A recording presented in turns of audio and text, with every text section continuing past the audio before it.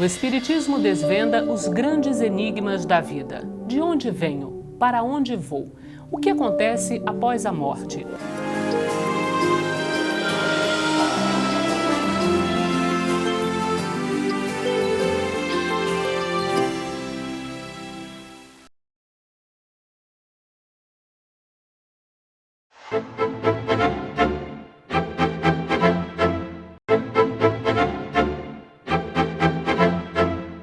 Estamos iniciando o programa Transição, a visão espírita para um novo tempo. Hoje, mais uma vez conosco, Divaldo Franco. Como está, Divaldo? Muito bem, graças a Deus. Ô, Divaldo, agora no mês de janeiro, dia 15 de janeiro mais propriamente, nós comemoramos 150 anos do lançamento do Livro dos Médiuns. Nós pedimos a você que hoje pudesse fazer algumas considerações acerca do Livro dos Médiuns para aquelas pessoas que não tiveram contato com ele, ter uma ideia melhor do que Allan Kardec expôs nessa obra. Há 150 anos veio a lume a mais notável obra de paranormologia humana. Allan Kardec chama atenção para a seriedade do Espiritismo. O Espiritismo é uma ciência. E diz ele com propriedade, ninguém estuda uma ciência brincando. Também não se pode estudar o Espiritismo como que ler uma revista, en passant. É uma doutrina séria para pessoas sérias. E logo Allan Kardec estabelece a necessidade do estudo e da reflexão do Espiritismo, por extensão da mediunidade. Porque sendo uma faculdade paranormal, é sempre uma faculdade em risco, porque de acordo com a conduta do médium, irá atrair espíritos do mesmo nível ético-moral, intelectual, de natureza sociológica, podendo criar situações profundamente embaraçosas, as obsessões. As obsessões são talvez o capítulo mais devastador do exercício ou não da mediunidade. Porque o indivíduo sendo médium e não desenvolvendo, não educando, não estabelecendo paradigmas de conduta mediúnica, irá sofrer tremendamente a invasão psíquica das entidades inimigas e dos inimigos do bem, que se comprazem em gerar situações embaraçosas. Então o capítulo das obsessões é fascinante, porque Allan Kardec vai demonstrar que essas obsessões podem ter 3 caracteres. A obsessão simples, a mania. O indivíduo fica maníaco, desejando exercer a mediunidade fora de hora, querendo exibir a mediunidade. É um distúrbio, porque a mediunidade é um 6º sentido que deve ser educado no momento próprio. O médium é um cidadão que tem deveres sociais, deveres familiares, deveres no conjunto da sociedade na qual se encontra. O seu trabalho honorável para exercer a mediunidade gratuitamente. Temos agora a mediunidade por fascinação, em que o indivíduo fica maníaco. A toda hora ele quer escrever, aonde ele esteja estará movimentando a mão, ou muitas vezes dizendo-se inspirado, assessorado pelos espíritos a qualquer hora. Essa obsessão pode culminar na subjugação, em que o indivíduo perde totalmente o controle das suas faculdades mentais, das suas manifestações psicológicas e também da saúde física. Porque os seus adversários, mais os adversários do bem, incorporam-se em uma batalha terrível contra as ações nobilitantes, especialmente do progresso da sociedade. Allan Kardec, com muita proficiência, também estudou a suspensão e a perda da mediunidade. Não é o fato de possuirmos uma faculdade que sejamos irretocáveis. Ela pode desaparecer. Através de Alzheimer, temos a perda da memória. Através de qualquer problema grave, temos distúrbios de comportamento intelectual. Temos as excitações, até mesmo na depressão. Sempre consideramos a depressão como a tristeza, a melancolia. Mas a euforia é o lado oposto, é também um estado de depressão. Então a mediunidade pode ser suspensa por determinação dos guias espirituais do médium que a esteja usando de maneira inválida. E para poder não complicar o seu quadro de débitos, os guias espirituais podem colocar uma interrupção e a mediunidade fica periodicamente sem exercer a sua finalidade.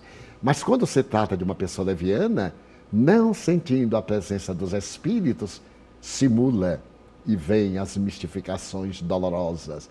mas podemos chegar até a perda da mediunidade. Isso tem ocorrido, inclusive, com indivíduos que gozaram de celebridade no século XIX, no século XX, que foram instrumento de grandes pesquisadores e, de um momento para outro, pela vida incorreta, tiveram a suspensão da mediunidade e a sua perda. Pois Allan Kardec estuda com todo o cuidado esse fenômeno, que é perfeitamente um fenômeno orgânico. Desde que a mediunidade é orgânica, o organismo, no seu bem ou mal-estar, apresenta essas sutilezas, essas variantes. Mas Allan Kardec não ficou apenas aí. Ele foi mais adiante e estuda, através de um trabalho notável, como se deve organizar um centro espírita.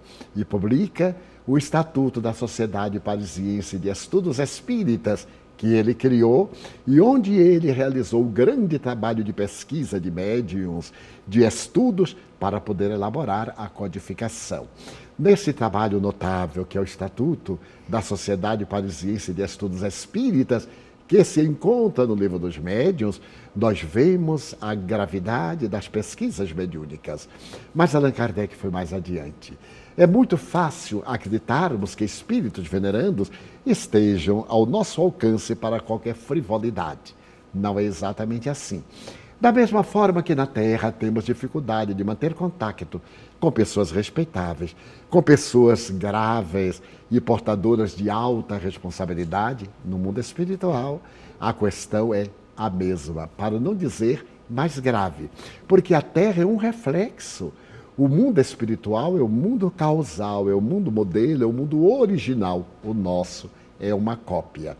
Então, muitas vezes, os médiuns entusiasmam-se e começam a querer ser portadores de mensagens de espíritos célebres, pecando em estados que nós denominamos como anímicos, que são de autossugestão da sua própria alma, que são da presunção, e muitas vezes incorrendo em mistificações de espíritos zombeteiros, que se aproveitam da sua frivolidade para poder corrompê-lo e para poder levá-lo ao ridículo. Por isso que Allan Kardec também estabelece no Livro dos Médiuns que a mediunidade nunca subirá ao palco, ao tablado das feiras, como era comum na época. Hoje, nos teatros, no cinema, na televisão, em que se vão fazer fenômenos mediúnicos para agradar a frivolidade de pessoas levianas.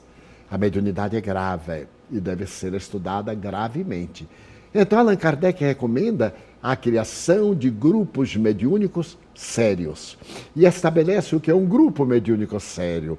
Pessoas sérias, graves, pessoas responsáveis, de conduta irreprochável, se possível, de conduta moral saudável, que se estejam esforçando para serem melhores, que ainda não atingiram a perfeição, mas estão a caminho dela, como sendo a sua meta.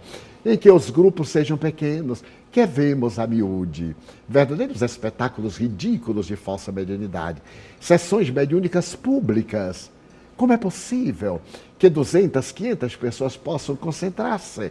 Ainda mais pessoas inábeis, de conduta irregular, atormentadas, inquietas, em uma sala repleta de indivíduos neurastênicos, com problemas nervosos, com transtornos de comportamento emocional, para poder falar-se com os espíritos, é um espetáculo circense.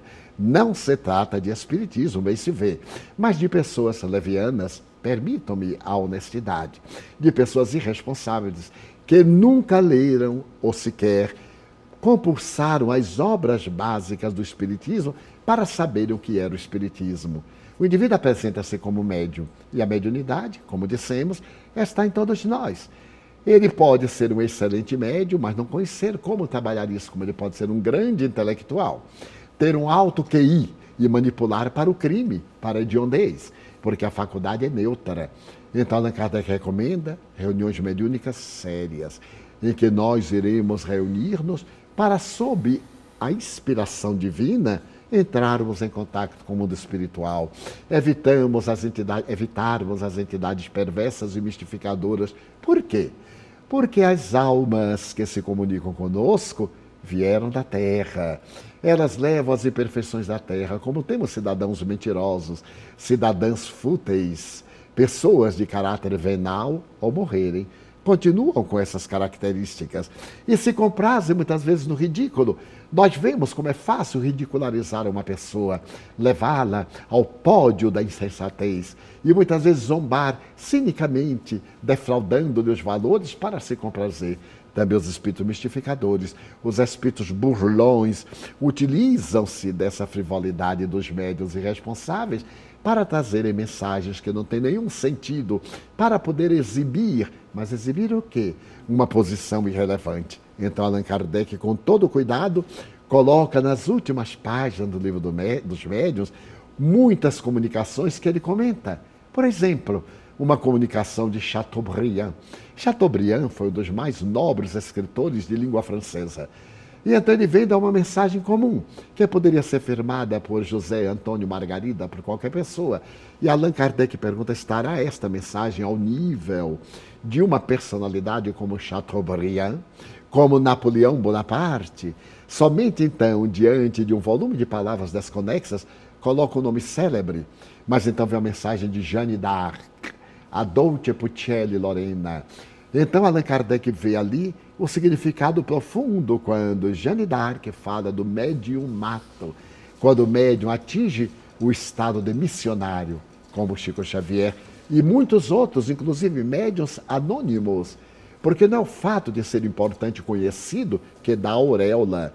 Aliás, essa auréola é de grande responsabilidade e de perigos para o médium. Chico Xavier evitou ao máximo, mas ninguém pode impedir que o diamante brilhe ou que a estrela fulgure no velário da noite. Então, quantos médiuns humildes, de pequeninos grupos, de lugarejos, pessoas dedicadas ao bem, até curandeiros, permitam-me, que deram a sua vida na sua modesta ignorância, em que não lhe chegou a luz da doutrina espírita, consolando, guiando, orientando pessoas e atingiram um momento de plenitude. Médiuns como Eurípides Bassanufo espírita, no começo do século XX, atingir o mediumato. Então Kardec seleciona as mensagens para o estudo. Uma mensagem firmada por Jesus. E Kardec diz, vamos examinar essa mensagem. Ela tem tudo quanto Jesus dizia. E de tal forma ele aceita essa mensagem que irá transcrevê-la em O Evangelho segundo o Espiritismo mais tarde, publicado em 1864, quando diz, venho como outrora aos transviados filhos de Israel. Olha que maravilha! É o Espírito de verdade, aquele que viria trazer a verdade para a humanidade. Então o Livro dos Médiuns é a mais notável obra que jamais se publicou em torno da paranormalidade humana. Quando mais tarde, Charles Richet, o Prêmio Nobel de Fisiologia Humana, publicou a sua obra notável, Tratado de Metapsíquica Humana, em 1875, observemos, ele dividiu os fenômenos em objetivos e subjetivos, materiais e intelectuais. Então nós vemos a metapsíquica repetida no Livro dos Médiuns, a parapsicologia repetida no Livro dos Médiuns, a psicotônica, a psicobiofísica, sem que pudessem fugir daquele estatuto paradigmático que Allan Kardec estatuiu no Livro dos Médiuns. Obra colossal, que não pode ficar na prateleira como sendo uma exibição, mas que deve ser estudada com seriedade. Allan Kardec, depois de dizer que não se estuda uma ciência brincando, também não se estuda uma ciência como que lê um jornal, como que lê um periódico qualquer, porque a ciência exige reflexão, debate, que os centros espíritas reservem momentos especiais para o estudo do Livro dos Espíritos, a filosofia científica, para o estudo do Livro dos Médiuns, a prática da mediunidade, para que os experimentadores, os doutrinadores, dialogadores inteirem-se da gravidade, da seriedade do fenômeno mediúnico e estimulem os médiuns a conhecerem a sua própria psicologia, a estudar o seu sistema nervoso, a observar os fenômenos quando são dele próprio, anímicos, quando são de outra procedência, espirituais ou mediúnicos, para que logo depois estudem o Evangelho segundo o Espiritismo e coroem a ciência filosófica, a investigação científica, a ética moral e, prosseguindo, o céu e o inferno, para onde nós vamos depois da vida física. Quais as nossas hospedagens? Haverá um lugar acima, outro lugar abaixo? Sabemos hoje, pelo conhecimento da astronomia, que no infinito não tem alto nem baixo. Então, o céu e o inferno são estágios da nossa consciência para culminarem a Gênese e podermos entender a história da evolução, concluindo-a com a grande transição planetária, conforme prevista pelo codificador. Dedicamos-nos, pois, hoje a homenagear o Sesc Centenário de O Livro dos Médiuns, que ocorreu em janeiro próximo passado, no dia 15, inaugurando uma era que nos fundamenta para o exercício da mediunidade de maneira nobre, sensata, e podermos criar, no meio da sociedade, um mundo de telecomunicações. Como disse muito bem o professor Herculano Pires, referindo-se a Chico Xavier, de intercorrência entre o mundo físico e o mundo psíquico e o mundo espiritual. Então, Chico Xavier, como todos os médiuns, são indivíduos que estão entre os dois parâmetros, o parâmetro espiritual e o parâmetro material. Homenageamos, portanto, o Livro dos Médiuns, ao ser celebrado o seu 150º aniversário no dia 15 de janeiro próximo passado. Divaldo, os nossos agradecimentos. Então, até o nosso próximo encontro com o Transição, a visão espírita para um novo tempo. Até lá.